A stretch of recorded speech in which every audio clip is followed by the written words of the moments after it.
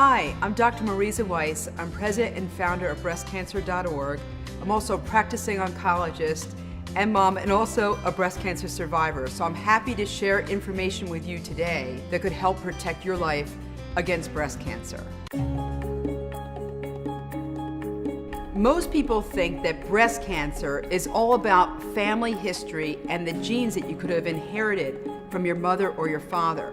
But as it turns out, only about 10% or fewer cases of breast cancer are related to a single rare gene that produces a high risk, like BRCA1 or BRCA2. In addition, about 20% of women who get breast cancer have a family history that's not explained by one of those genes, which means that most women who get breast cancer don't have a family history, did not inherit a gene that made their risk go up.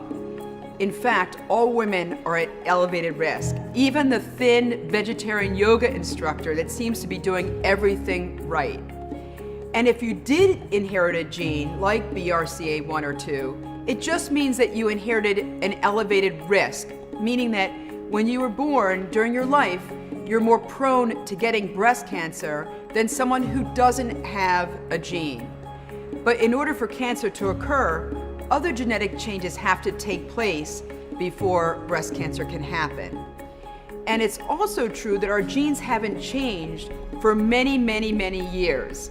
So the higher incidence or rate of breast cancer that we're seeing now compared to 50 to 100 years ago is not because our genes have changed.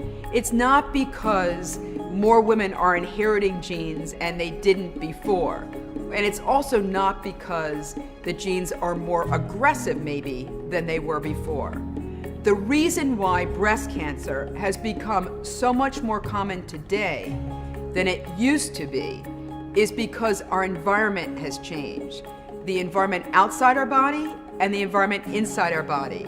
So for example, the obesity epidemic creates an internal change in your body's environment that makes you more prone to developing breast cancer. The fact that more girls are starting their periods early, puberty happening earlier, explains part of why there's elevated risk. Plus all the chemicals that are out there in the environment, pesticides, plastics, detergents, nylons, repurposing of petroleum products, all of those chemicals can look like, smell like, act like, taste like estrogen and growth stimulation to a breast cell. So the bottom line is that breast cancer, yes, it is the most common cancer to affect women, and we're all at risk. But the good news is that there are changes that we can make in our everyday life to reduce our risk of breast cancer. You got to get started somewhere. One step leads to two steps, and then you get into the groove of it, and you realize, hey, I can make some of these changes.